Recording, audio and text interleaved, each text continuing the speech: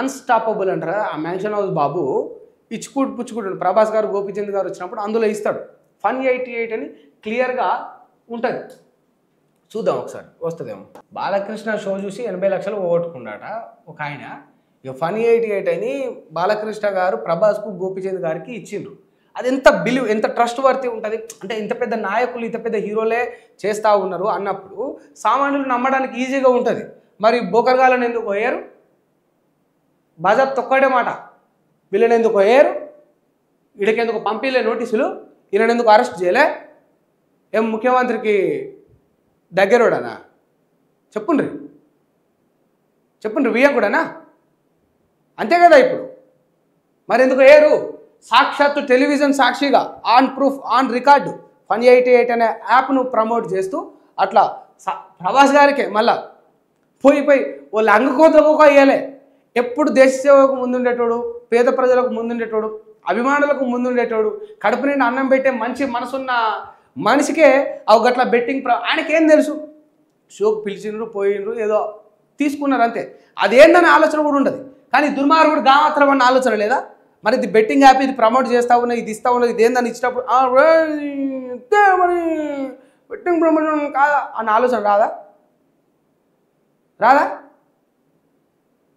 ఎవడన్నా సార్ అది betting promotion అని వీనికి మనసులో ఆలోచన వచ్చినా కూడా ఎవడన్నా ఉన్నాడు అది బెట్టింగ్ ప్రమోషన్ సార్ అని అన్నాడు అనుకో మాట, ఇంకోటి అవతల రెమ్యునరేషన్ ఇస్తాడు. సరే చేసేయండి సార్, ఎక్కువ ఇస్తాడు. అది చేద్దాంలే, ఎక్కువ ఇస్తారు.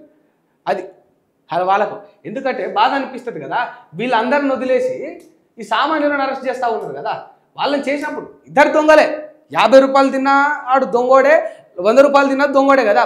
1,00,000 కోట్లు తిన్నా వాడు దొంగోడే. దొంగతనం ఏదైనా దొంగతనమే. ఒక ఇంట్లోకి పోయి నేను 2 రూపాయలు దొంగతనం చేసినా, నేను 2,000 దొంగతనం చేసినా అంటే కాదు కదా. వాడు ఎంత చేసినా వాడు దొంగే, వాడి వ్యక్తిత్వం అదే. మరి వీడిని అరెస్ట్ చేసినప్పుడు, వీడిని జైలు వేసినప్పుడు, వీడిని పట్టుకున్నప్పుడు మరి వీళ్ళని ఎందుకు పోయారు చెప్పుండ్రి. వీళ్ళ షోలు చూసి ఇంకా పోగొట్టుకున్న వాళ్ళు 80 లక్షలు పోగొట్టుకున్నారు. ఒక యువకుడి ముచ్చట వచ్చింది వార్త. ఎంతోమంది ఇన్ఫ్లుయెన్స్ అయినరు, చెప్పే ధైర్యం లేక బయటికి రావడం కూడా ఎంతోమంది అమాయకులు. మరి దుర్మార్గులను ఎందుకు పోయారు?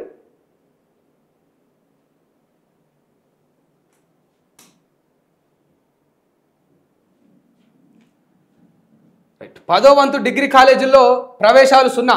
ఒక్కరు చేరని కాలేజీలు 74. 60,436 మందికి ప్రవేశాలు ఖరారు. కామర్స్ కోర్సుల వైపు 36% మంది. దోస్తు తొలి విడత జాబితా విడుదల. నేటి నుంచి 2వ విడత దరఖాస్తులు. భవనం పైన మొత్తానికి ఇట్లున్నది. ఎందుకు చేరుతారు? మనం బయటికి ఏదో ముచ్చట చెప్తూ ఉంటాం కానీ ఒక ఎడ్యుకేషన్ సిస్టమ్ను బిల్డ్ చేయట్లేదు ఇక్కడ. Education is my first priority. నేను ప్రభుత్వ కళాశాలలో చదువుకున్నా, ప్రభుత్వ పాఠశాలలో చదువుకున్నా అని బయటకు 4 మాటలు చెప్తాం కానీ ఇంప్లిమెంటేషన్ ఉంటే ఇటువంటి పరిస్థితి ఉండదు నిజంగా. భవనం పైనుంచి దూకి బీఆర్ఎస్ నేత ఆత్మహత్య. మాజీ డిప్యూటీ మేయర్ ఫసీయుద్దీన్ దంపతుల వేధింపులే కారణమంటూ బోరబండలో బంధువుల ఆందోళన. ఇంటి ఆధునీకరణ పనులు చేస్తుంటే డబ్బులు డిమాండ్ చేశారని ఆరోపణ. ఫసీయుద్దీన్ ఆయన భార్య పిఏపై కేసు నమోదు చేశారట.